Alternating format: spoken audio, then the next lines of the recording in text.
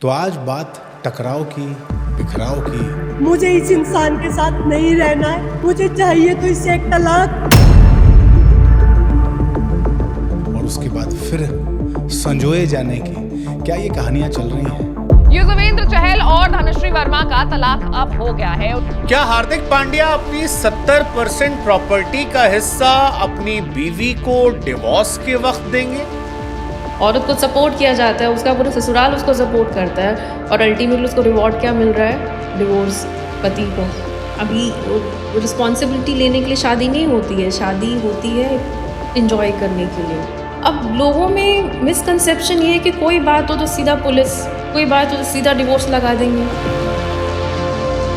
पिछले कुछ सालों का अगर ट्रेंड देखें तो जैसे आपने कुछ मीडिया में भी केसेस देखे होंगे, इसमें अब पुरुषों को भी प्रताड़ित किया जा रहा है और उसकी बात अब सोसाइटी में होने लगी है, सोशल मीडिया पे। उसके दो कारण हैं। एक तो एजुकेशनल, लगभग जो जितना उनका हस्बैंड एजुकेटेड होती है वो होती है। टॉलरेंस भी उन फीमेल्स में थोड़ी हमने कम पाई। मैं अगर पढ़ी लिखी हूँ, अगर मैं बर्तन धो लूँगी या मुझे कोई कुछ कह देगा तो क्या मैं उससे कम, कोई मुझे कम ना समझ ले। अभी मैं आपको लेटेस्ट डेटा बताऊँ तो 2023 में 8 लाख से ज़्यादा एप्लीकेशंस फ्रेश केसेस फाइल हुए हैं डिवोर्स के, और जिसमें से यूपी सबसे ऊपर। प्रोसीडिंग्स के बारे में कुछ वीडियोस आती हैं कि अचानक से जज साहब भी चौंक जाते हैं कि ये क्या बात कर रहे हो यार, मतलब क्या लेके आए हो तुम? 2021 they get married and in 2023 they come for divorce। तो वो पिटिशन उठा के वो मारती हैं दोनों पार्टीज़ के मुंह पे कि ये तुमने कोर्ट को समझ क्या रखा है कि हम यहाँ बिजीएस्ट कोर्ट है, यहाँ पे इतने सीरियस काम करने बैठे हैं और तुम लोग यहाँ मजाक करने आते हो। नहीं, ये एक सुप्रीम कोर्ट के एक जजमेंट में आया कि ये सेलिब्रिटीज़ को आप फॉलो कर रहे हैं तो ये भी एक नेगेटिवली कहीं ना कहीं इम्पैक्ट करता है आपके दिमाग में, तो आपको लगेगा कि अच्छा उनका भी तो हो गया। नमस्कार, प्रणाम। नीतिपथ के इस स्पेशल एपिसोड में आप सबका बहुत बहुत स्वागत है। और आज एक और ख़ास मेहमान हमारे साथ अदिति सिंह, वकील हैं सुप्रीम कोर्ट में, हाई कोर्ट में। और हमारे पॉडकास्ट आप देख रहे हैं, आपके नीचे कमेंट बॉक्स में हमें आपके बातों से देख के ऐसा लगता है कि आप बड़ी तन्मयता से और मन से देख रहे हैं।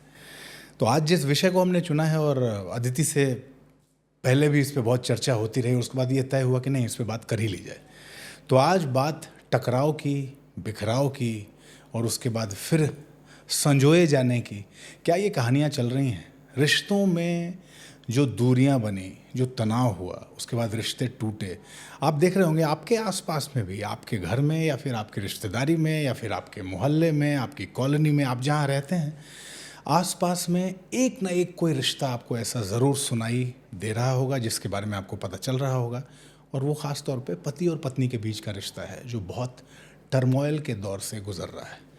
क्या चल रहा है आजकल कोर्ट्स में, क्या चल रही हैं बातें, क्या कह रहे हैं लोग? लड़के और लड़की जो अपने केसेस लेके कोर्ट में आते हैं वो किन बातों के साथ आते हैं और कौन सा आधार बताते हैं कि वो अब साथ नहीं रहना चाहते? बहुत स्वागत अदिति आपका आज thank you so much Amit ji और कार्यक्रम में। और सबसे पहले तो मैं आपको, जब आपसे मैं बात कर रहा था तो मुझे यही लग रहा था कि जब लाइफ के अप्स एंड डाउन्स आप देखते हैं, तो मैं आपके केसेस के अप्स एंड डाउन्स की जब बात करूं तो आपके पास एक केस कोई ऐसा आया, क्योंकि आप हर तरह के केसेस कर रही हैं।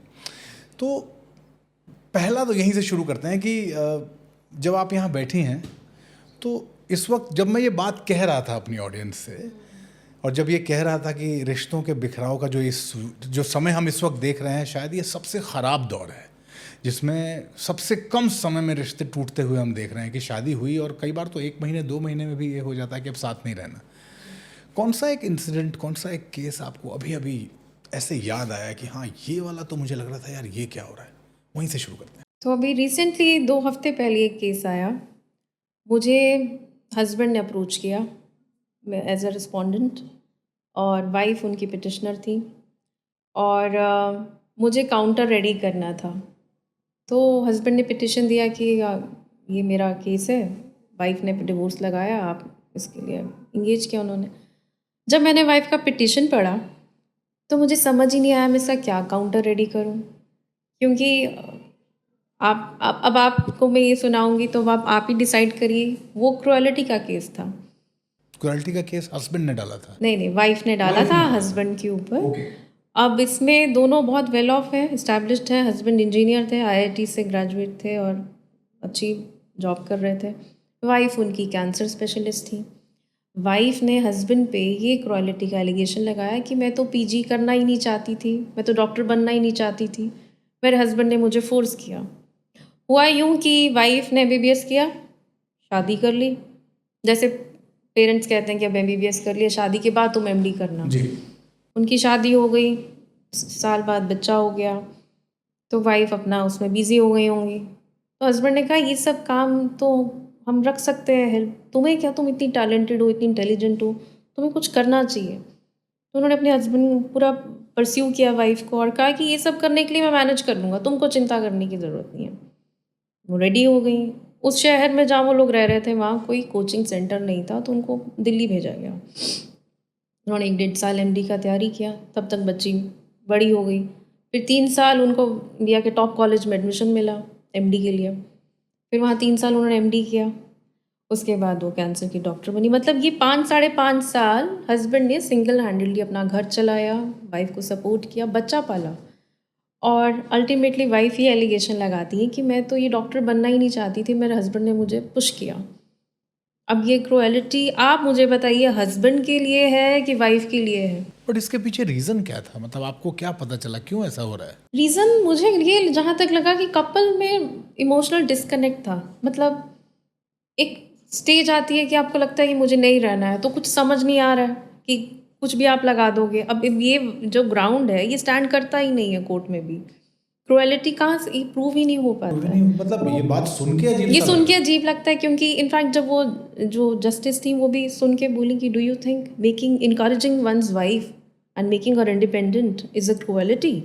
You answer me. वो लेडी जो उनकी एडवोकेट थी, शी वॉज सरप्राइज्ड कि ये ग्राउंड लेके भी मुझे ऐसा दिन देखना पड़ेगा कि यहाँ लोग लड़ रही हैं, फीमेल्स रिजर्वेशन की मांग कर रही हैं कि हमको जॉब दो, हमको अपने पैरों पे खड़े होना है। यहाँ पे एक औरत को सपोर्ट किया जाता है, उसका पूरा ससुराल उसको सपोर्ट करता है और अल्टीमेटली उसको रिवॉर्ड क्या मिल रहा है? डिवोर्स, पति को। तो ये बहुत ही मुझे लगता है कुछ कन्फ्यूजन्स होती हैं आपको अपनी इंडिविजुअलिटी को लेके, कि जैसे यहाँ पे मुझे यही लगा कि वाइफ को पता ही नहीं था उसे चाहिए क्या। एक कॉन्सेप्ट आपका क्लियर होना बहुत ज़रूरी है लाइफ में कि ये मिलेगा तो इसके साथ में कुछ कॉम्प्रोमाइज़ करूँगी। आप कॉम्प्रोमाइज़ करने से कोई छोटे नहीं हो जाते हैं। और मुझे तो ये बहुत ही बेसलेस केस लगा, बट किया आर्ग्यू और फाइनली डिसमिस हो गया। बट ये बहुत तो एक इसका सटल एनालिसिस करना बहुत ज़रूरी है कि ये समाज आपका किस दिशा में जा रहा है। और जैसे कहते हैं ना, एवरी चेंज कम्स विद, वो अंग्रेज़ी में एक कहावत है कि every change comes with the closing cost. अब इसमें क्लोजिंग कॉस्ट है आपका ये मैरिटल रिलेशनशिप्स में जो उथल पुथल चल रही है। चेंज था जो आपको दिया गया, लेजिस्लेशंस ने दिया। चेंज कैसे आया? चेंज अब हम लोग ट्रेंड्स की बात कर रहे हैं, चेंजेस की बात कर रहे हैं, फीमेल एम्पावरमेंट की बात कर रहे हैं। ये इसीलिए मैं आपको थोड़ा सा ब्रीफ हिस्ट्री में ले जाऊंगी ताकि हम इस चीज़ को समझने के लिए थोड़ा हॉलिस्टिक अप्रोच लेके चलें। ये बात मैं शुरू करना चाहूँगी जब हिंदू लॉज का कोडिफिकेशन होता है 1956 में। ये मेजरली 2 रीज़न से दिया जाता है। एक रीज़न तो आपका था कि कस्टमरी लॉज में थोड़ा यूनिफॉर्मिटी लाना था गवर्नमेंट को, क्योंकि हिंदूज़ में बहुत क्योस था, बहुत कन्फ्यूजन थी, कौन सा कस्टमरी लॉ किस पे अप्लाई होगा, किस कास्ट पे क्या अप्लाई होगा। तो एक यूनिफॉर्मिटी हो जाएगी, तो ये बहुत क्योटिक हो चुकी थी सिचुएशन। सेकेंडली, जिस वजह से कोडिफिकेशन हुआ था वो था फीमेल्स को एम्पावर करना। हम तो वो तो डिस्कस करने की ज़रूरत है नहीं कि फीमेल्स का क्या स्टेटस रह चुका है। तो उसको एम्पावर किया जाता है कैसे? पहले पॉलीगैमी को हटाया जाता है और बाईगैमी को आप क्रिमिनल ऑफेंस बनाते हैं। अगर आप अपनी वाइफ के साथ नहीं रह रहे हैं किसी कारणवश, तो आप उनको मेंटेनेंस देंगे। डिवोर्स को इंट्रोड्यूस किया जाता है जो कि टोटली एब्सेंट था हमारे समाज में, ठीक है। फिर ऐसे आप ग्रो करते करते आप आ जाइए 1980 में। 1980 में लॉज को और स्ट्रिंजेंट किया जाता है। 83 में आपका आता है डॉरी प्रोहिबिशन एक्ट, जिसमें फिर उसके बाद 498 आता है, जिसमें 7 साल की सज़ा होती है हस्बैंड को या उसके रिलेटिव्स को अगर वो प्रताड़ित करते हैं अपनी वाइफ। उसके बाद चलिए अब आप 2005 में आ जाइए। 2005 में आता है आपका डोमेस्टिक वायलेंस एक्ट, जिसमें वायलेंस का डेफिनेशन बहुत ब्रॉड है। उसमें मेंटल फिजिकल उसको जितना ब्रॉड कर सकते हैं उन्होंने ब्रॉड किया। फिर मेल में उन्होंने एनी अडल्ट मेल डाल दिया, यही नहीं खाली हस्बैंड, आपका ससुर प्रताड़ित कर रहा है, आपका जेठ है, आपका देवर है, कोई भी फैमिली में है, किसी भी तरह का आप पे वायलेंस कर रहा है तो वो डीवी एक्ट के अंडर आता है। फिर आप फीमेल्स को कोपार्सनर बनाया जाता है, हिस्टोरिक जजमेंट आता है, आपको याद होगा, जिसमें डॉटर्स को कोपार्सनर बनाया जाता है अपनी एंसेस्ट्रल प्रॉपर्टी में। करेक्ट। तो ये सब क्या है, ये सब मैं हिस्ट्री आपसे इसलिए डिस्कस कर रही हूँ कि इस तरह से ग्रेजुअली धीरे धीरे धीरे धीरे फीमेल्स को एम्पावर किया गया कि भैया आप एम्पावर रहिए, आपको कोई एक्सप्लॉइट ना करे, इसके लिए ये सब लेजिस्लेशंस आई। बट होता क्या है, the more powerful you become the less intolerant you are. और हुआ ये कि फीमेल्स पावरफुल होती गई तो टॉलरेशन भी शायद समय के साथ कम होता गया। अब किस बात पे टॉलरेंस दिखानी है या नहीं दिखानी है, यहीं पे कंफ्यूजन आती है। कहीं पे आपको टॉलरेंट होना भी पड़ता है, ये फैमिली है, ये इमोशनल एक पूरा सेटअप है यहाँ पे आप। और ये जो लेजिस्लेशंस जिनकी हम बात कर रहे हैं, ये लाई गई थी फीमेल को एम्पावर करने के लिए, फैमिली बचाने के लिए, ना कि फैमिली तोड़ने के लिए। और अब उसका इस्तेमाल फैमिली तोड़ने के लिए शुरू हो गया। अब लोगों में मिसकंसेप्शन ये है कि कोई बात हो तो सीधा पुलिस, कोई बात हो तो सीधा डिवोर्स लगा देंगे। आप आपस में बैठ के बात नहीं कर सकते, कोई भी चीज़ कम्युनिकेशन डायलॉग से क्या चीज़ हल नहीं होती, लेकिन डायलॉग की तरफ ध्यान ही नहीं जा रहा। मेरे पास ये पावर है तो मैं एक्सप्लॉइट करूँगी। मैं ये नहीं कह रही हूँ कि इसमें टोटली फीमेल्स का ही दोष लेके चल रहे हैं, दोनों तरफ से ही थोड़ा सा, मतलब फैमिली चलाने के लिए जो दो चीज़ें ज़रूरी होती हैं, एक तो समझदारी, मैच्योरिटी, और विकल्प ढूंढने कि डिवोर्स के अलावा हमारे पास क्या विकल्प नहीं है। किसकी लड़ाई नहीं होती, मेरी नहीं होती या आपकी नहीं, अपने फैमिली में होती होंगी, लेकिन हम सीधा डिवोर्स ही दिमाग में लेके चलें कि मुझे तो कानून ने हक दिया है, मैं तो ये करके रहूँगी। ये अंडरस्टैंडिंग, ये मुझे जहाँ तक लगता है लैक ऑफ मैच्योरिटी है और इंटॉलरेंस बहुत हद तक। बट ये ट्रेंड जो है अदिति, आप कैसे देख रही हैं? पिछले कुछ सालों का अगर ट्रेंड देखें तो जैसे आपने कुछ मीडिया में भी केसेस देखे होंगे, इसमें अब पुरुष भी सामने आने लगे हैं। अब ये भी सामने आने लगा है कि पुरुषों को भी प्रताड़ित किया जा रहा है, और उसकी बात अब सोसाइटी में होने लगी है, सोशल मीडिया पे, इंस्टाग्राम पे, हर जगह ये बात पुरुष भी करने लगे हैं। और अच्छी बात यह है कि पुरुषों के अधिकार के लिए महिलाएं भी बात करने लगी हैं। हाँ, कई जगहों पे मैंने ये देखा। ये ट्रेंड आप कैसे देखती हैं? इसको कैसे बदलता हुआ ट्रेंड आपको ये कब से नजर आया कि ये चीज़ें बदल रही हैं यहाँ से? ये देखिए, अब हर सेक्शन पे तो मैं नहीं जाऊंगी। अब मैं यूजुअली उन्हीं केसेस की बात करूंगी जो मुझे मिले। अगर हम लोअर स्ट्राटा ऑफ सोसाइटी देखें तो शायद वहाँ पे पुरुषों का थोड़ा रोल उतना पॉजिटिव नहीं है। जैसे जैसे आप ऊपर जाएं आपको ये दिखेगा कि वहाँ पे थोड़ी जो एक्सप्लॉयटेशन है फीमेल की तरफ से ज़्यादा हो रही है। उसके दो कारण हैं। एक तो एजुकेशनल, उनका लगभग जो जितना उनका हस्बैंड एजुकेटेड है उतनी वो होती हैं, कमाने की क्षमता भी दोनों में ऑलमोस्ट सेम होती है, और टॉलरेंस भी उन फीमेल्स में थोड़ी हमने कम पाई है। अच्छा, कम है उनमें? उनमें थोड़ी सी जो होता ना टॉलरेंस होना, वो राइट्स आपको पता है, आपके सब सही है, लेकिन एक जो थोड़ा टॉलरेंस का एक वो रहता है ना, वो थोड़ा सा उनमें कम पाया जाता है, जिस वजह से थोड़े ये वहाँ से, जैसे आपको पीयर ग्रुप प्रेशर रहता है कि ये सब कर लूँगी मैं अगर पढ़ी लिखी हूँ, अगर मैं बर्तन धो लूँगी या मुझे कोई कुछ कह देगा तो क्या मैं इससे कोई मुझे कम ना समझ ले। इस भाव एडजस्टमेंट्स कर लेने से, कहीं बात मान लेने से, और कुछ मुझे लगता है मिस गाइडेंस पेरेंट्स की तरफ से भी रहता है कि ये मैं कर लूँ तो कहीं मुझे कोई कम ना समझ ले। ये उन्हीं फीमेल्स में है जो थोड़ा ये कॉन्सेप्ट क्लैरिटी में थोड़ी उनकी कमी पाई जाती है। या इंफीरियरिटी कॉम्प्लेक्स ही मैं कमा रही हूँ, मुझे क्या ज़रूरत है करने की। लेकिन आप यहाँ पे ये नहीं समझने में जो थोड़ा इनको दिक्कत होती है कि ये फैमिली है, ये हमको दोनों को मिलके चलानी है। अगर हस्बैंड का बर्तन धो लेना आज की डेट में कोई बहुत अजीब बात नहीं है कि वो हेल्प कर रहा है आपके हाउस होल्ड कोर्स में, तो अगर फीमेल भी कर दे रही है तो दैट्स फाइन। वो आपकी कहीं आपका कोई स्टेटस कम नहीं हो जा रहा है। हस्बैंड कर देता है तो बहुत वो हम लोग उसको ग्लोरीफाई करते ही हैं ना। तो अब जैसे फीमेल्स को भी, अब आजकल जो फीमेल्स को लगता है कि नहीं ये मुझसे करा लिया, ये मुझे नौकरानी समझ रहे हैं कि मुझे, मैं तो डॉक्टर हूँ, मैं तो इंजीनियर हूँ। वो स्टेटस आप घर से बाहर छोड़ के आओगे, घर में नहीं रखोगे। आई थिंक वो बहुत ज़रूरी है। वो आप ऐसे ही नहीं सिखा लोगे किसी को। ये आपके एक पेरेंटिंग का हिस्सा होना चाहिए। और जहाँ तक मुझे लगता है एक्सपेक्टेशंस एक दूसरे से बहुत ज़्यादा हैं, आज के समय में बहुत ज़्यादा एक्सपेक्टेशंस दोनों की म्यूचुअली। किस तरह की एक्सपेक्टेशंस हैं? पहले मतलब एक्सपेक्टेशन तो पहले भी थी, बट क्या वो अब ओवर एक्सपेक्टेशन में बदल गई है?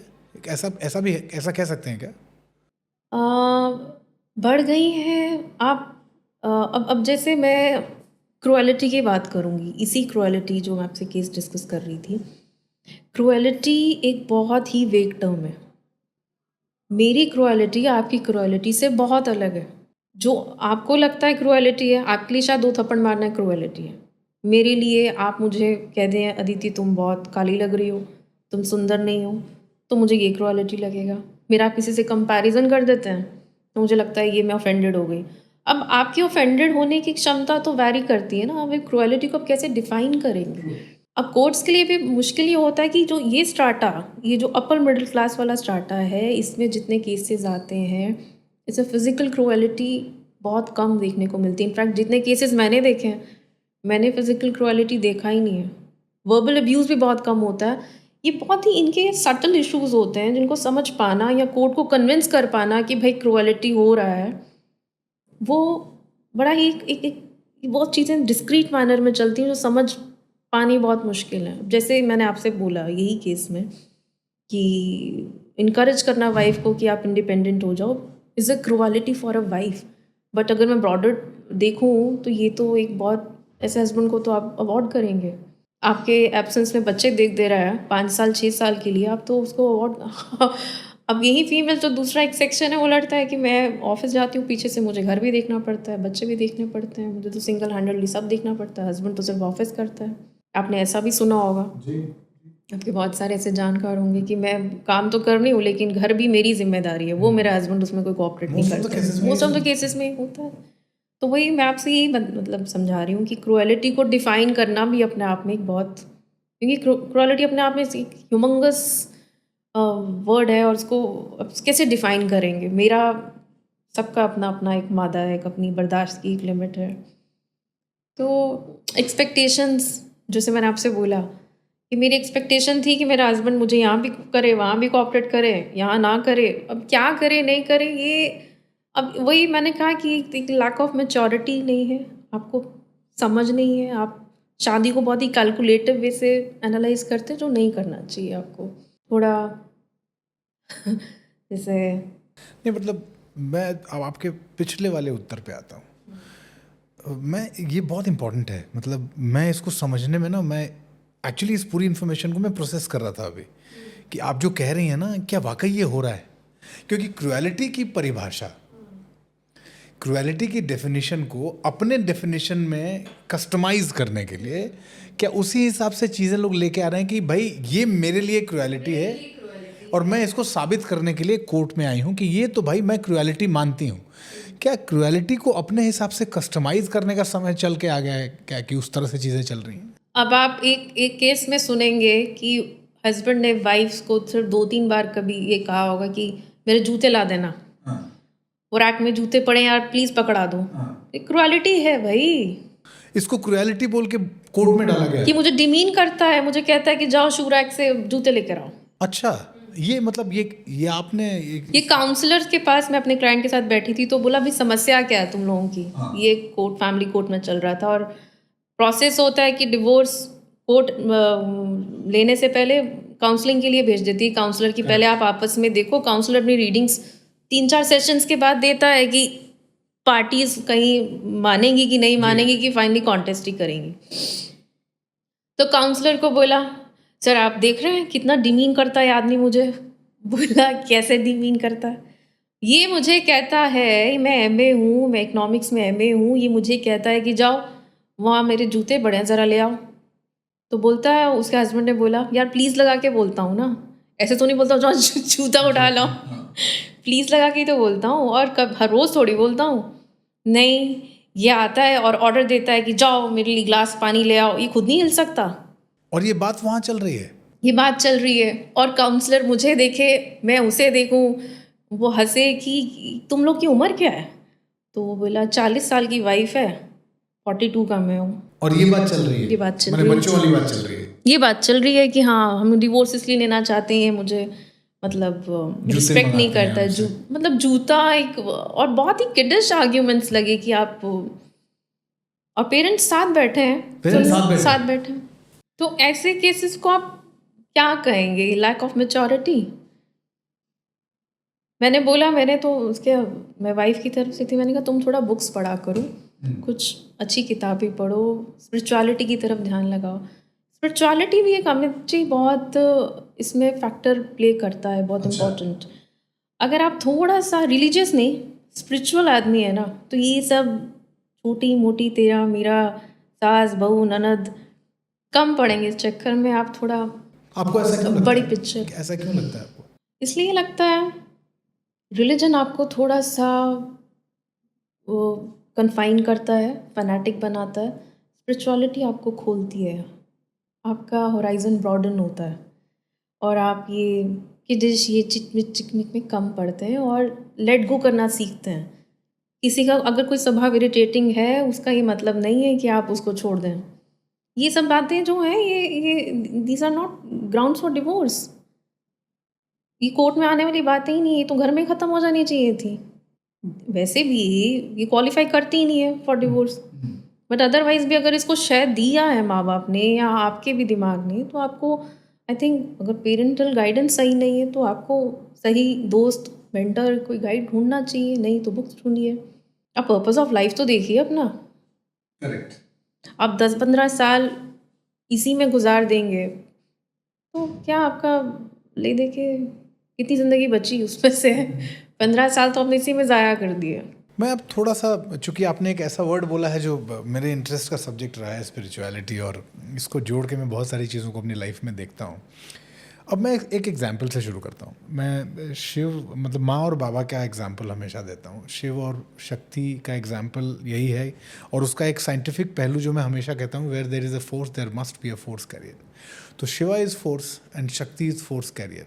जब तक वो दोनों नहीं मिलेंगे, इन दोनों का समायोजन और संयोजन नहीं होगा, तब तक जीवन नहीं चलेगा। अब अगर इसी फॉर्मूले को आप अपने परिवार में, अपनी लाइफ में डाल के देखें कि अगर हम एक दूसरे के लिए ये मान के चलें कि तुम्हारे बिना हम चल ही नहीं सकते, या मेरे बिना तुम्हारा चलना पॉसिबल नहीं है, बड़ी मॉडेस्टी के साथ। बट ये भाव जो है, मैं यहाँ से इस प्रश्न को इसलिए शुरू कर रहा हूँ अदिति, क्योंकि अब मैं इसी भाव से थोड़ा डिकोड करना चाहता हूँ कि ये भाव क्या मिस हो गया क्या? प्रतिस्पर्धा जो आज कंपटीशन का भाव है, पहले वो समायोजन का भाव था कि हम मिलके हाथ ऐसे करके परिवार चलाएंगे। अब लगता है कि हम तुमसे किस बात के लिए कम हैं, ये बताओ ना। तो ये बदला कैसे, ये वाला ये कैसे हो गया? मतलब इसके पीछे आप क्या रीज़न मानती हैं? और उसके बाद मैं फिर कुछ एग्जाम्पल्स पे भी आऊँगा। ये कंपटीशन का भाव आया कैसे, और इस कंपटीशन के भाव का जो अभी जो एक्सट्रीम आ गया है अभी, जिसमें आप अपने अधिकारों के नाम पर अपने कर्तव्य तो भूल गए, आप अधिकार आपको याद है, इस पर क्या कहना चाहेंगे? ये मुझे लगता है, मतलब जो मेरी अंडरस्टैंडिंग थी कि पहले मेल्स का ये एटीट्यूड रहा, फीमेल को थोड़ा तुम अपनी हैसियत में रहो, तुम अपनी औकात में रहो वाला एटीट्यूड जो था।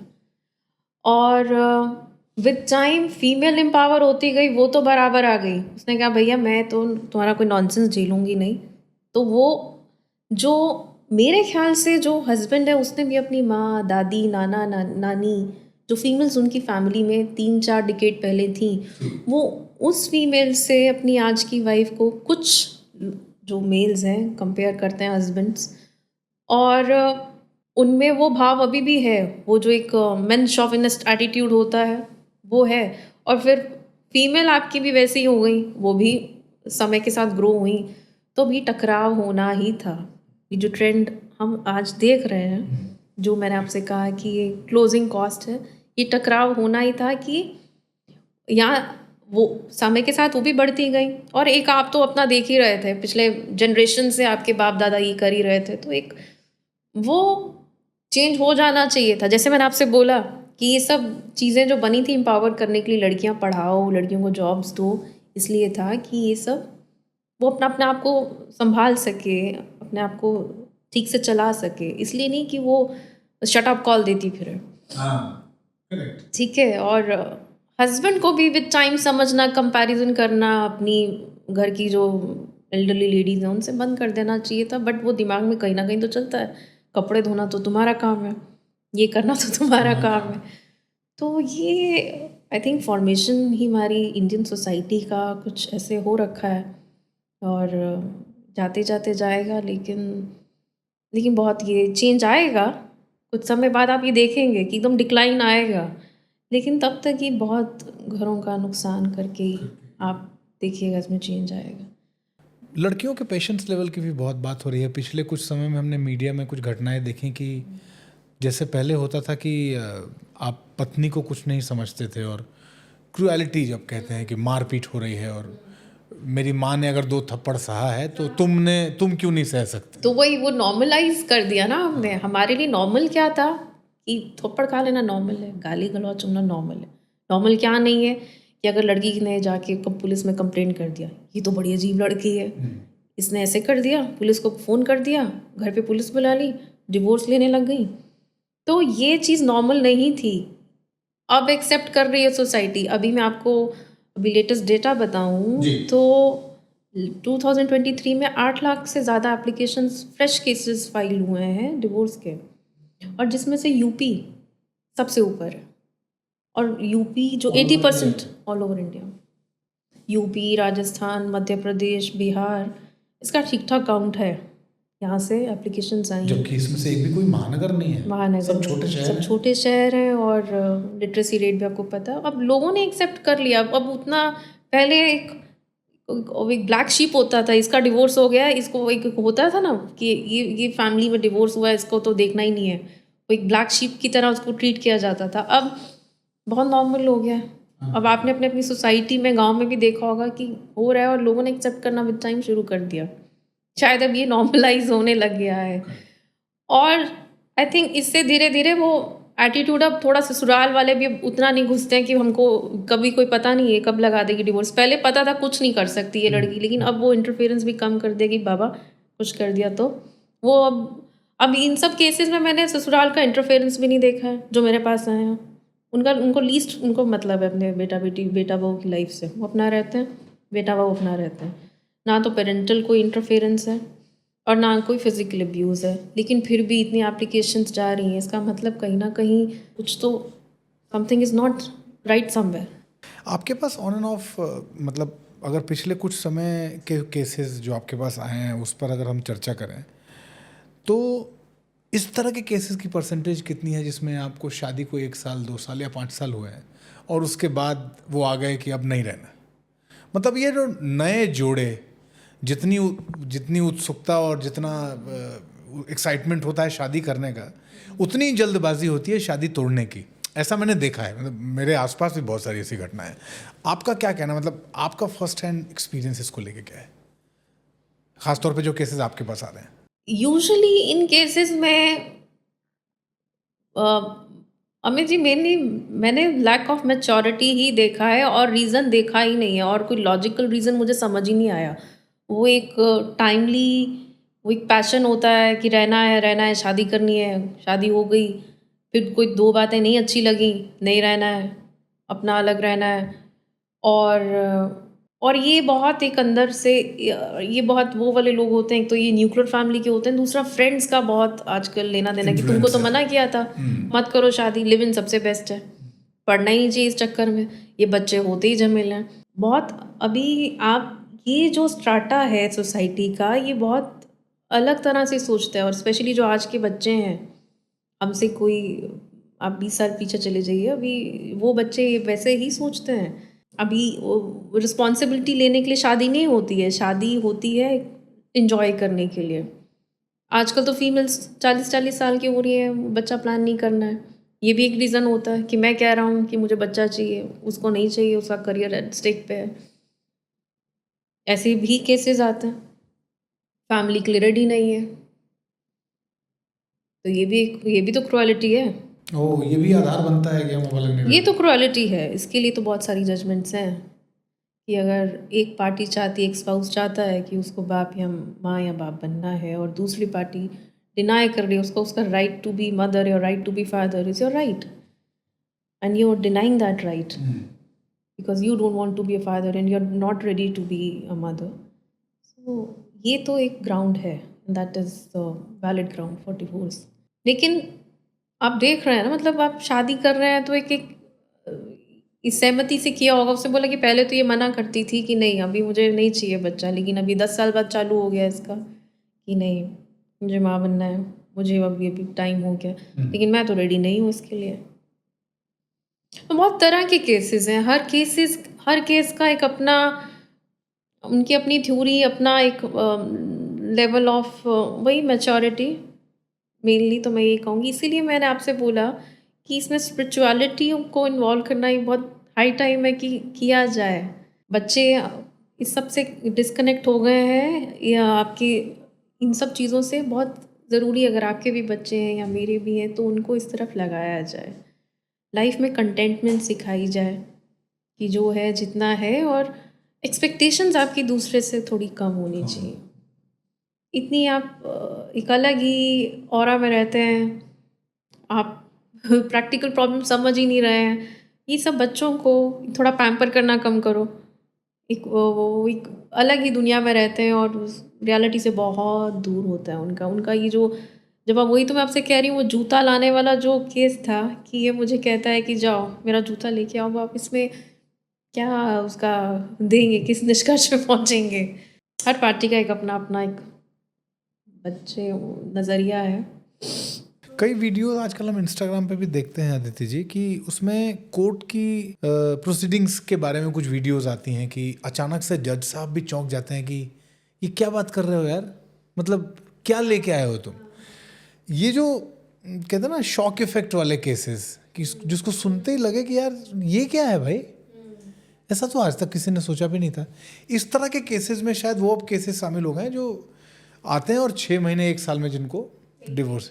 वो एक केस आया था, उसमें जस्टिस, मैं अगर गलत नहीं हूँ तो सुप्रीम कोर्ट की जज थी जस्टिस नागाथमा, वो बोली कि 2021 they get married and in 2023 they come for divorce. तो वो पिटिशन उठा के वो मारती हैं दोनों पार्टीज़ के मुंह पे कि ये तुमने कोर्ट को समझ क्या रखा है कि हम यहाँ बिजिएस्ट कोर्ट हैं, यहाँ पे इतने सीरियस काम करने बैठे हैं और तुम लोग यहाँ मजाक करने आते हो। तो क्या पता चला आगे कुछ उसमें? तो वो तो पिटिशन उनका हो गया, रिजेक्ट हो गया, लेकिन कोर्ट ने अपनी सीरियसली एक वो दिया कि जो जब ये कोर्ट फैमिली कोर्ट में लगता है तो आप इसको, ये कोर्ट ऑब्वियसली ये पहले फैमिली कोर्ट गया होगा, फिर वहाँ से डिस्ट्रिक्ट कोर्ट गया होगा, वहाँ से करते करते सुप्रीम कोर्ट आया होगा। लेकिन कोर्ट का ये मानना था कि जब ये न्यूसेंस केसेस जब फैमिली लेवल पे ही आते हैं तो वहीं से रिजेक्ट हो जाने चाहिए, इसको एंटरटेन ही नहीं करना चाहिए कोर्ट को। आप पिटिशन पे पिटिशन लगाए जा रहे हैं, कोर्ट को बर्डन करे जा रहे हैं, जबकि उसमें से निकलता कुछ नहीं है। मैंने जैसे आपसे कहा, पर टाइम तो आपका कोर्ट का वेस्ट हो ही रहा है ना, लग रहा है, और आपका भी लग रहा है सबका लग रहा है। तो ये सुप्रीम कोर्ट ने उनको ये गाइडलाइंस दी थी इस कोर्ट को, जो फैमिली कोर्ट से, कि आप ये सोच समझ के एंटरटेन किया करें इस तरह की फ्रिवलेस पिटिशंस जो आती हैं, बेसलेस पिटिशंस होती हैं, इनको ना एंटरटेन किया करें। वो एंटरटेन करेंगे, वो कुछ देंगे तो उसकी अपील तो ऊपर होनी है, तो अल्टीमेटली वो ग्राफ ऊपर जाएगा ही। तो ये फिगर आउट करें कि कितना ये फ्रिवलेस है, कितना ये इसको ज़रूरत है कि नहीं है, तो इसे वहीं पे ख़त्म कर दें। एक्स्ट्रा मैरिटल अफेयर्स कितना बड़ा रीज़न है सेपरेशन के, डिवोर्स के, आप जो देख रही हैं उसके हिसाब से कितने केसेस में ये ऑन रिकॉर्ड लिख के आता है कि या फिर आपसे जो काउंसलिंग सेशन में आप बैठती हैं ऑन रिकॉर्ड ना भी आए, बातचीत में क्या निकल के आता है? एक्स्ट्रा मैरिटल अफेयर कितना बड़ा रीज़न है पति पत्नी के अलग होने का? देखिए, एक्स्ट्रा मैरिटल उस वक्त तो डिस्क्लोज पार्टीज नहीं करती हैं, हाँ, लेकिन जिस पार्टी को लेना होता है डिवोर्स वो तो ज़बरदस्ती डालती है कि माय वाइफ और my husband is having extra marital affair, और कुछ भी आपको लंबी लंबी पिटिशन बनानी है, हैवी बनानी है, कैसे आप कन्विंस करेंगे कोर्ट को कि हाँ मुझे फॉल्ट तो दिखाना पड़ेगा ना दूसरी पार्टीज़ का। लेकिन जब यहाँ इमोशनल डिस्कनेक्ट आता है, आदमी सोशल एनिमल है, कहीं ना कहीं तो इंटैंगल होगा ही। वहाँ नहीं होगा एक इमोशनल आपका वो जो वैक्यूम है, कहीं ना कहीं तो आपको चाहिए उसको फुलफिल करने के लिए। तो कई जगह, और ये जो एक डेटा मैंने अभी एनालाइज किया उसमें ये भी देखा कि डिवोर्स के बाद 90% जो फीमेल्स हैं वो नहीं चाहती हैं कि हम दोबारा शादी करें या सेटल हों। ये ऑन द कॉन्ट्ररी वो हस्बैंड्स के साथ होता है। अच्छा, ओके। हस्बैंड्स मूव ऑन करने में थोड़े सक्षम होते हैं, आगे सोचते हैं कि चलो हो गया, दूसरा वाला देखा जाए, और उनकी सक्सेसफुली दूसरी शादी चलती भी है। और एक और चीज़ नोटिस की, आजकल बहुत फ़ैन फॉलोइंग होता है आपका, सेलिब्रिटीज़ आपका बहुत असर होता है, और जैसे जैसे आपकी सेलिब्रिटीज़ जो करते हैं आपको लगता है मुझे भी अपनी लाइफ में वैसे वैसे करना चाहिए। ऐसा भी हो रहा है? नहीं, ये एक सुप्रीम कोर्ट के एक जजमेंट में आया कि ये सेलिब्रिटीज़ को आप फॉलो कर रहे हैं तो ये भी एक नेगेटिवली कहीं ना कहीं इम्पैक्ट करता है आपके दिमाग में। अगर आप ए आर रहमान के फ़ैन हैं तो आपको लगेगा कि अच्छा उनका भी तो हो गया तो मतलब एक एक नॉर्मल करने के लिए, अगर वो उनकी भी तो शादी इतने साल चली, इसमें ख़राब किया है। It's okay. ये पहले आपको वहाँ नहीं सुनने को मिलता था, लेकिन यहाँ अब आपने देखा होगा सेलिब्रिटीज़ में भी फ्लड आ गया है केसेस का। और ये जो स्पेशली अभी जो रिसेंटली लास्ट ईयर हुए हैं, ये सब ग्रे डिवोर्स की कैटेगरी में आते हैं। ग्रे डिवोर्स, ग्रे ये डिवोर्स। नया वर्ड है, ग्रे डिवोर्स। ये क्या होता है? ग्रे डिवोर्स होता है जब आप 50-60 की उम्र में होते हैं तो आपके बाल कैसे होते हैं, क्या होता है आपके बालों का कलर? सॉल्ट एंड पेपर वाला जो करेक्ट। तो ये टर्मिनोलॉजी वहीं से आई, ग्रे डिवोर्स। ये वो कपल हैं जो 55 से ऊपर की एज के होते हैं और ये अपनी ऑलमोस्ट सारी फैमिली ऑब्लिगेशंस ड्यूटीज़ को फुलफिल कर चुके होते हैं। अब ये सोचते हैं कि अब ये थ्रेशोल्ड आ गया है, अब मैंने नहीं इसको और झेलना, अब चलो हम सेपरेट हो जाते हैं। और ये आपको ये जान के हैरानी होगी कि इसमें पिटिशनर ज़्यादातर हमेशा फीमेल्स होती हैं। ये कॉल फीमेल ज़्यादा लेती हैं बजाय एक हस्बैंड के। इनिशिएट उनकी तरफ से होता है। इनिशिएट उनकी तरफ से होता है। वो इतनी अंदर से वो टूट चुकी होती हैं कि नहीं, ये मुझे कंटिन्यू ही नहीं करना है, मुझे ये, अब मैंने शादियाँ हो गई, बच्चे सब हो गए, फैमिली ड्यूटीज़ पूरी कर दी हैं, तो मुझे अब इस शादी से बाहर जाना है। ऐसे किसी से मिली आप और उनकी बात, मतलब उनसे बातचीत में क्या पता चलता है, रीज़न क्या होता है? कुछ आपको ऐसा पता चलता है, कुछ रीजंस बताते हैं वो लोग कि ऐसा वो क्यों करना चाहते हैं? रीजंस उनके वो होते हैं, मतलब ऐसा कुछ बहुत क्लियर रीज़न नहीं है जिसको आप बताएं कि मारपीट हो रही है कि कुछ। और इस एज में आप खुद ही सोचिए 55 की उम्र में आपका क्या, ऐसा कोई एविडेंट रीज़न नहीं है, लेकिन बहुत सटल छोटी छोटी चीज़ें। Again as I told you कि यहाँ पे भी एक्सपेक्टेशंस, वो जो आपकी 25 साल में शादी होती है उसको आप रखते 30 साल 35 साल गुजार लेती हैं, लेकिन मन में वो रहता है कि नहीं अभी चलानी है, फैमिली प्रेशर है, करो कैसे भी इसको चलाओ, लेकिन अब मुझे नहीं रहना है।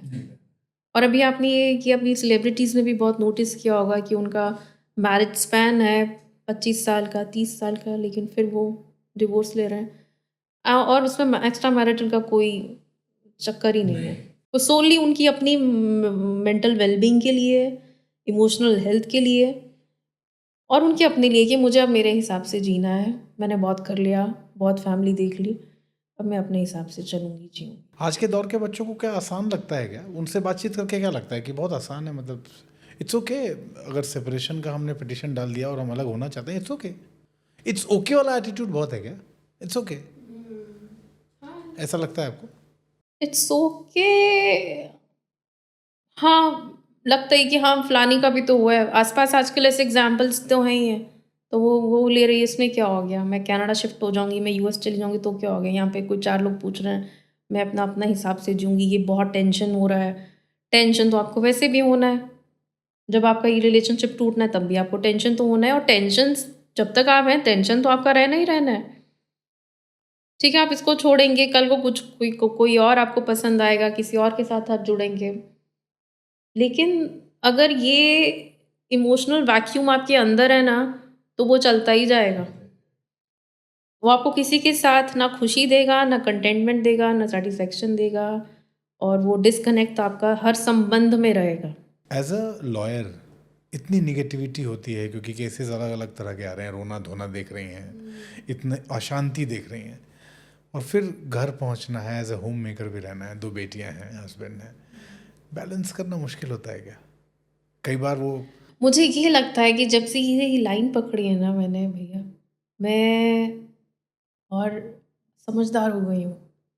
वैल्यू, हाँ, और ये चीज़ें जो लगता था कि बस मिल गई हैं, बट अब वो ब्लेसिंग लगती हैं कि यार ये तो मेरा, मतलब जैसे शो में आना है या कहीं बाहर जाना है, मुझे पता है कि हस्बैंड हैं, वो देख लेंगे, कर लेंगे। आप धीरे-धीरे उसको फॉर ग्रांटेड लेते हैं, लेकिन अब इवेंचुअली ये रियलाइज़ हुआ है कि नहीं यार, ये ब्लेसिंग होती है, ये इसको यूँ ही नहीं जाने देना। ये देखो, ये इतना पागल आदमी है, इसके साथ काट रही है, वो देख रही हूँ। मुझे तो ये लगा कि ये नेगेटिविटी नहीं, मेरे अंदर पॉजिटिविटी और आ गई, और ठहराव आ गया, और मैं और ग्रैटिट्यूड से भर गई हूँ। मैं थैंकफुल हो गई हूँ कि लाइफ ने कितना कुछ दिया है। कम से कम हमें ये सब नहीं देखना पड़ रहा। हम जहाँ हैं, जिधर हैं, बहुत अच्छे हैं। हाँ, तो बहुत धन्यवाद आज आने के लिए, बातचीत करने के लिए। Thank you so much, pleasure is all mine. और आप लोगों से मैं यही कहना चाहूँगा कि ये पूरा शो देखिए। इस शो में कानून से जुड़ी बातें, बहुत गंभीर बातें शुरू में हुई और उन बातों की ज़रूरत थी, लेकिन उसके बाद हमने शो को थोड़ा लाइट मोड में ले जाने के लिए एक अपने अपने अनुभव साझा किए, जिसमें बिहार और पंजाब की बात हुई है। बिहार वर्सेस पंजाब, अगर हम कहें कि वहाँ की कहानियाँ क्या होती हैं जब 2 लोगों के रिश्ते जुड़ते हैं, जिसमें से एक बिहार का होता है और एक पंजाब का, तो आखिरकार होता क्या है। सुनिएगा और लिख के भेजिएगा ज़रूर कि शो आपको कैसा लगा। बहुत बहुत धन्यवाद। नमस्कार।